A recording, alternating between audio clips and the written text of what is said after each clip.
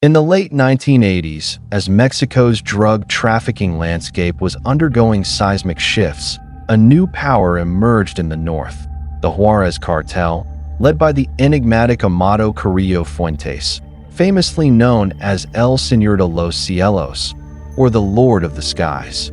His rise followed the brutal fragmentation of the Guadalajara cartel, which had, up until then, held a monopoly over the trafficking routes into the United States. With cunning strategy and unparalleled innovation, Carrillo Fuentes seized the Juárez Corridor, a strategic gateway for narcotics into the United States.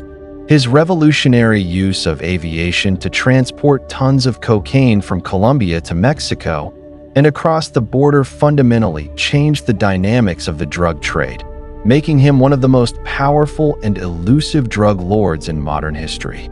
Origins of the Juárez Cartel. The roots of the Juárez Cartel trace back to the early 1980s when Ciudad Juárez began to emerge as a critical hub for drug smuggling. The city, located just across from El Paso, Texas, was strategically positioned for cross-border operations. At the helm was Rafael Aguilar Guajardo, a former Mexican federal police officer turned drug trafficker. Aguilar had inherited his power from the remnants of the Guadalajara cartel and built a vast criminal enterprise. Leveraging his deep connections in law enforcement and politics, Aguilar Guajardo operated with near impunity.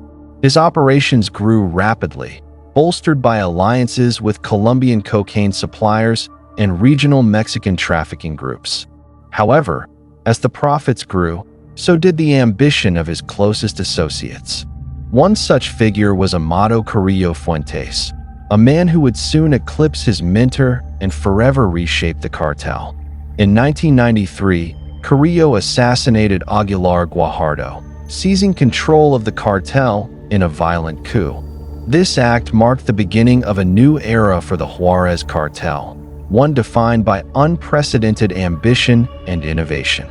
Amado Carrillo Fuentes, the Lord of the Skies.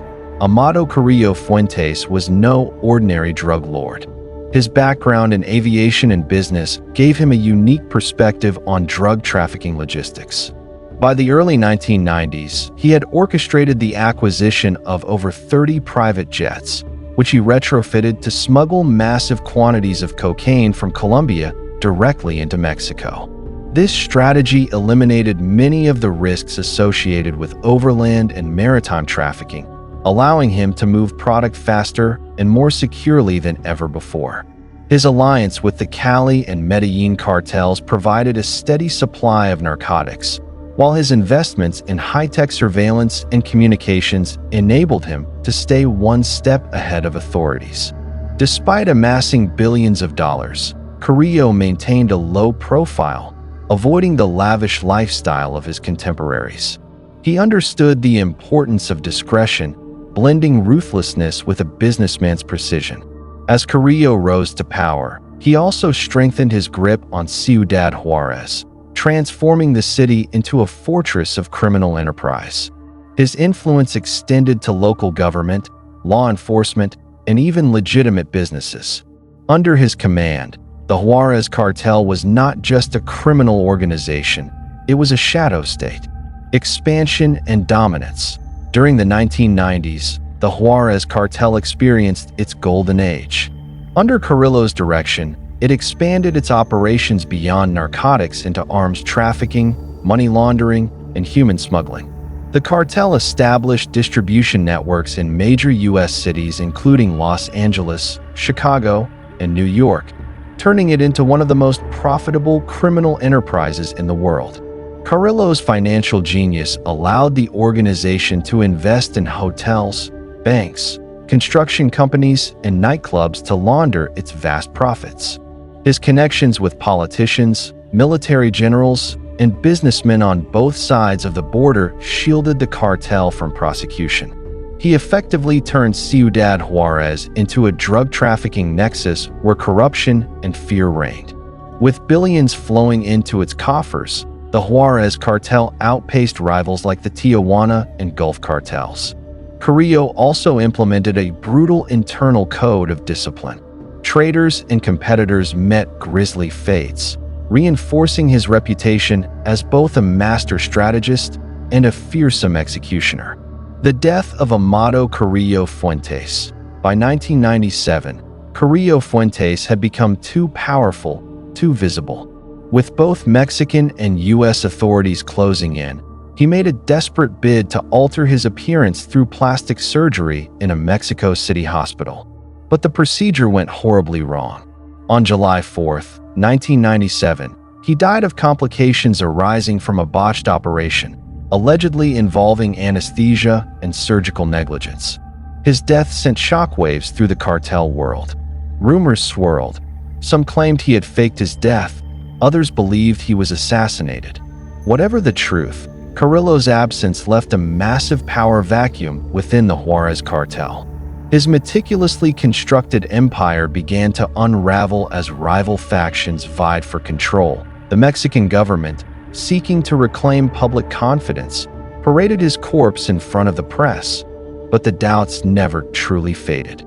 Carrillo's sudden death marked the end of the cartel's dominance and the beginning of its long, bloody decline. Vicente Carrillo Fuentes and the cartel's decline. Following Amado's death, his brother Vicente Carrillo Fuentes assumed control. Known as El Viceroy, Vicente lacked his brother's charisma and business acumen. Almost immediately, the cartel descended into infighting, as splinter groups and former lieutenants challenged his authority. Simultaneously, the Sinaloa cartel, led by Joaquin El Chapo Guzman, launched an aggressive campaign to seize control of Juárez. The result was a brutal turf war that turned the city into one of the deadliest places on earth. From 2008 to 2012, thousands died as the Juárez and Sinaloa cartels fought for supremacy. Vicente attempted to maintain order through a mixture of violence and negotiation, but his efforts were hampered by law enforcement crackdowns and the rise of independent gangs. The once mighty Juárez cartel was now a shadow of its former self, splintered and vulnerable. LA and the cartel's enforcement arm. In response to rising external threats and internal instability, the Juárez cartel formed La Línea, a paramilitary enforcement wing composed largely of ex-police officers and former soldiers. La Línea became infamous for its brutality, conducting executions, kidnappings, and mass murders to enforce the cartel's will.